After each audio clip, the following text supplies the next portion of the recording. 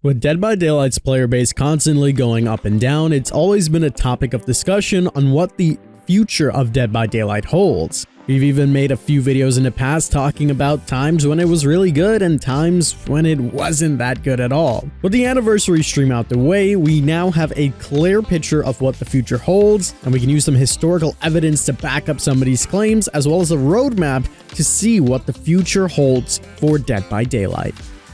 Kings and queens, welcome back to the channel. I hope you're all having a fantastic day and you're doing well. The future of Dead by Daylight is what we're discussing today. We're going to take a look at all of the information that we have in front of us to determine, has anything changed and is this year going to be a good year for DBD? Now, if you guys do find that you enjoyed this video, make sure you leave a like down below and comment any thoughts, concerns, questions down below. And make sure you guys are subscribed to the channel to see some more videos as well. And what better place to watch these awesome videos than with today's sponsor, Opera GX. Look, if you're like me and you're tired of your default browsers always killing your resources, sometimes making your computer freeze, even if you're just browsing YouTube and your videos can't load, it's time that you switch over to Opera GX. Opera GX isn't for everyone, but if you're a gamer, this is what you need. Stop browsing like a lame and get with a real one. And one of the major reasons why I like this so much is that it is perfect when you want to keep several tabs open and you don't want your browser to hurt your gaming experience. The GX control panel allows you to limit your CPU and your RAM to whatever you're willing to use for the browser. Simply head over to the top left and click on the GX control. From here, you'll be able to limit your network, your RAM on your CPU in order to get a lag-free experience and limit how much resources you want to dedicate to the browser. And I mean, just take a look at the difference between Google Chrome CPU usage and Opera. Yeah, that's a lot. The GX store also has a wide range of mods and themes that you will enjoy. We're going to take a look at the horror theme and showcase it to you. Now that I got the horror mod, let me show you how to actually use and enable your mod. Simply head over to the mod section on the left. You can hear that awesome audio. Once you're here, you can easily disable or enable your mods. And you can even take a look at a brand new tab to see how awesome this looks with all the cool sound effects. There's even a showcase of some cool sounds when you're typing. Now, some of these mods also have some cool background music that you can go with the easy setup. You head on over down to where you see the background music, and you can turn that on to get yourself some awesome music in the background. Opera GX is also equipped with an import tool that allows you to quickly import all your settings from your previous browser to GX, like your browsing history, your bookmarks, and your cookies. In addition, Opera GX is also compatible with every Google Chrome extension out there. So what are you waiting for? Download Opera GX right now using our link in the description and elevate your internet browsing experience with Opera GX. Now again, a big thank you to Opera GX. Sponsors help out the channel a ton, so I appreciate all the support. With that being said, let's talk about the future for Dead by Daylight. In previous videos, we basically said, to summarize, that this is Dead by Daylight's attempt yet again to correct the mistakes that they've made in the past to make sure that the player base is entertained and playing for a long continuous time. We've seen that historically they've been in this position a few times where their numbers have dropped down, thus bringing a big anniversary chapter in that's licensed, using that momentum and good changes, good patches throughout, and then sadly, in the past couple of years, they've made some bad patches and then they end up losing that player base. We basically said they're in a similar position yet again, where they already did the negative, where they made some bad patches, some bad changes. People didn't vibe with it. People didn't like it. Everything kind of died down. The anniversary's right around the corner. And at that point, we were basically saying that it needs to be a licensed chapter to bring in a huge amount of the average audience to really enjoy it and continue to play Dead by Daylight. Or if it is an original chapter, it has to be something that we've never ever seen before, and they need to go in above and beyond. Well, what did we get? We got the Singularity. Overall, this was pretty well received. I myself am pretty happy with it. Obviously, there are some gameplay things that I would tweak here and there with EMPs, etc. And I'm sure you guys might have your own opinions on this. But overall, they did end up doing something that they never have done before. They gave us a space map. We're no longer on Earth. We're no longer in what we're familiar with. We are now in a completely different world with completely different things. We have some fantastic lore for both the Singularity and Gabrielle, and of course we finally got this really cool robotic AI killer that so many of us craved when we saw the Skull Merchant chapter. So overall, this chapter was super well received. Obviously, there are some complaints here and there, but that's normal. DBD players will complain about anything if you give them the chance. Nonetheless, overall, people have been satisfied. This looks pretty good, and the numbers reflect this. From their regular 30,000 average, which again, referring to our last video, they haven't seen this least amount of players for a very long time, which historically took us back to March of 2020 when they had a 30,000 average according to the Steam charts. They're now gaining in the green. Over the last 30 days, they've gained a total of about 4,000 new average players, putting that total to 34,000. That's pretty good. It shows that this chapter was well received, and now with the anniversary event right around the corner, we can surely see that number rise yet again. So the question is, what lies to the future of Dead by Daylight? I obviously said in my previous video that they need a huge licensed chapter to continue this longevity and to make those players into regular players. What happens now? Well, we know with the roadmap. The first thing that's on its horizon right after this huge anniversary event is Nicolas Cage joining the Fog. Now, if you're sleeping on this one and you don't think it's a big deal, it's a big deal. Nicolas Cage, for the Dead by Daylight community, seems like Keanu Reeves coming into the gaming industry. You know, it is huge. And if you don't understand the magnitude of this, just take a look at how much Twitter blew up when this information was first leaked and then Dead by Daylight officially confirmed it. Imagine if we actually got this as a big surprise at the end of the anniversary event. Still fantastic. And then of course he went out and he broadcasted this to everybody and people lost their minds, which got it trending again. I'm telling you, this is going to be crazy big. Not only is it huge for Dead by Daylight in general, because we're getting Nicolas Cage into the game and all the dedicated players are happy and even fans of Nicolas Cage are happy, but it opens the door to a huge realm of possibilities that we didn't even think was feasible or none of us really thought about. We always thought about fictionalized characters. You know, what if we're getting more characters from the Ghostface series? What if we're getting Friday the 13th stuff, etc.? We never really thought about real life people, real life celebrities joining the Fog, and now this opens a whole new category with tons of other things. I mean, if this is done right and people absolutely enjoy it, which judging by the pre-hype, I think it will do great numbers-wise. We can see some big A-list celebrities coming into Dead by Daylight, which should be mind-blowing. Just imagine the realm of possibilities of who can come into the Fog. Just badass people. I would love to see it happen. Not only that, but that opens the door to tons of cosmetic possibilities, etc. I mean, all around this is perfect. Marketing-wise, it's great for Dead by Daylight.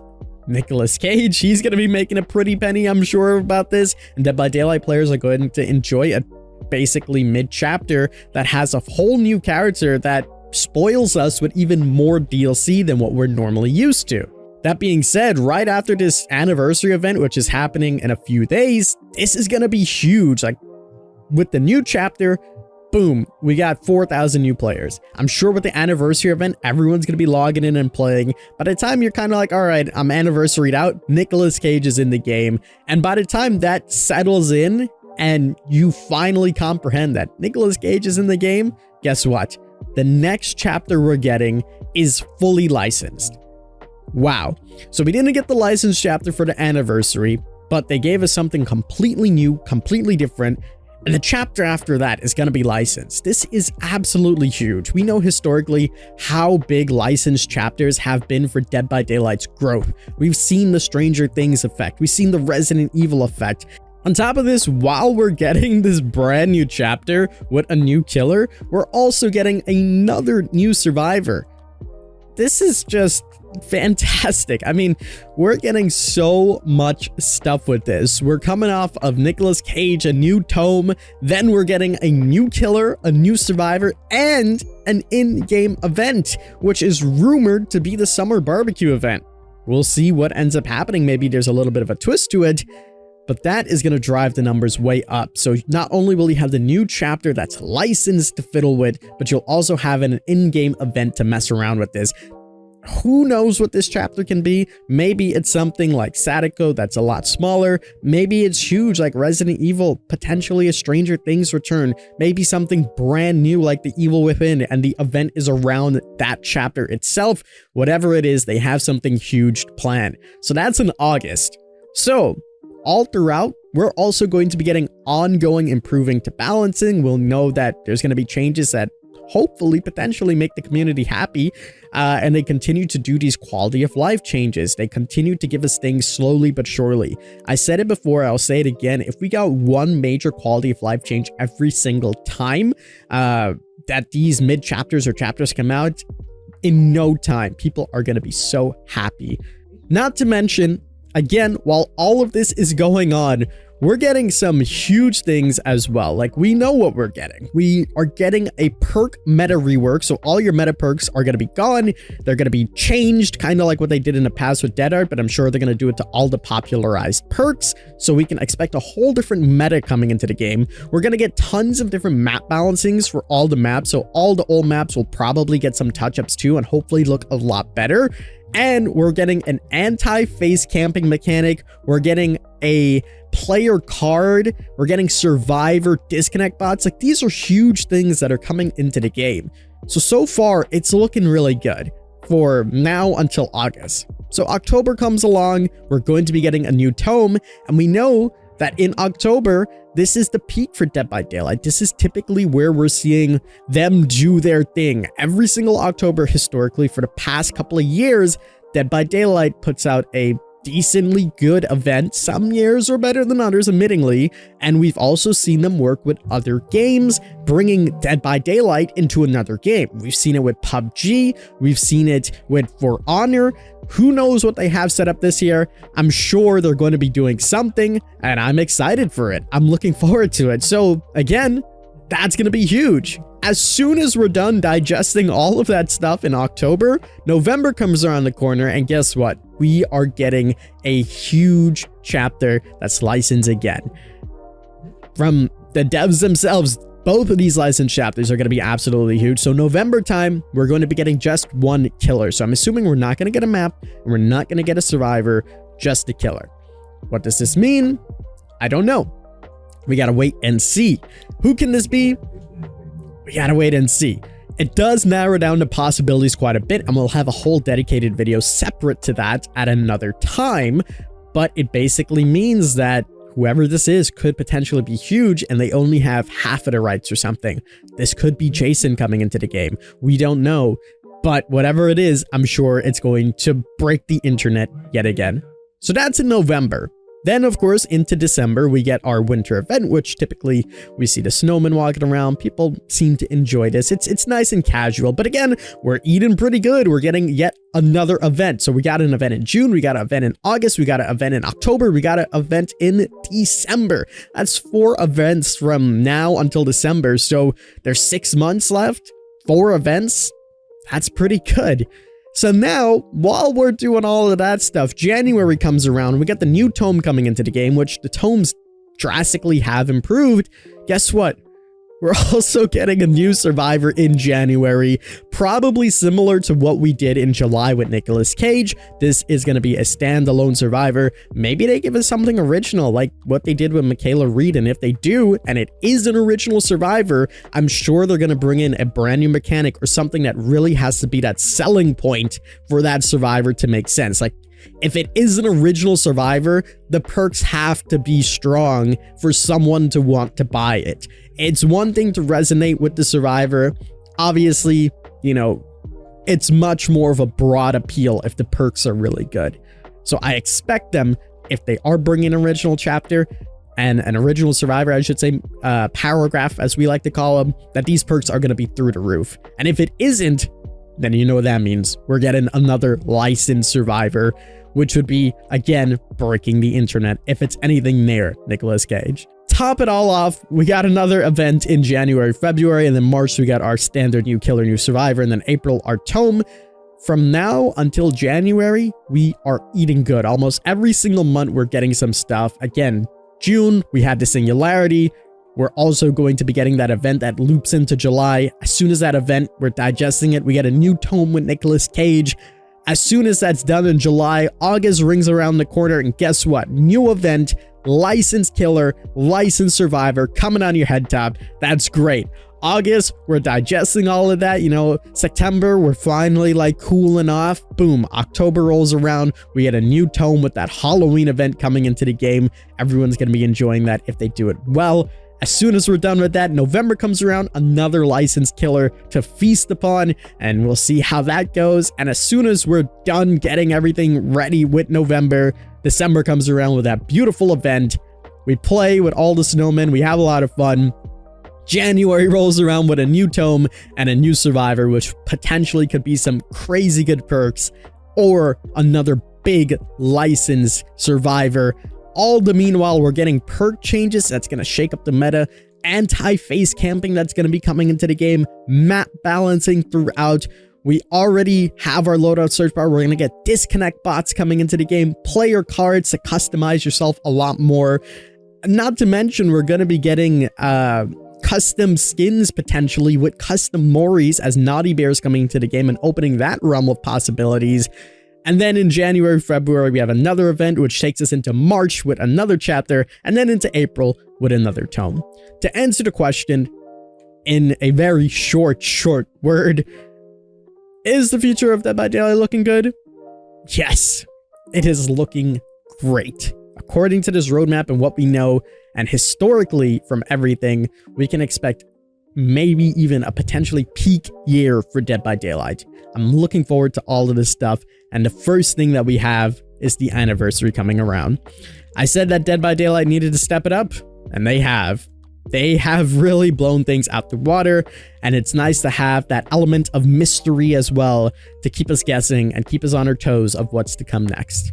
I think things are going to get really good. If you're in that spot where you're not enjoying Dead by Daylight, if you're unhappy with the direction the game's going, there's a lot of good things to look forward to. And sometimes you're too far down that line and you are way too gone to continue to enjoy Dead by Daylight, which is fine. That's normal for any game. I mean, the game has been out for 6-7 years now. It's natural to take a break, to relax, to come back, and then with fresh eyes, see how the game's going. Nonetheless, it's looking good. Hopefully all these patches and ongoing things will be great as well. And I'm looking forward to what else Dead by Daylight has in store this year. There's my answer to the question. Let me know what you guys think. Do you agree? Do you disagree? Do you think this can't save Dead by Daylight? Do you think all this jam-packed stuff isn't what Dead by Daylight needs and they need to focus on something else? Let me know. We can have some good conversations. Big thank you again to OperaGX for sponsoring this video. I hope you guys did enjoy. If you did, leave a like down below. Subscribe for some more awesome Dead by Daylight content. Don't forget we're doing a DLC giveaway. It'll be linked in the description, and we are going to be live on Twitch tomorrow giving away those codes and trying out the brand new event. That being said, I've been your host, The King. As always, I did my grind to you guys, and we'll see you in the fog.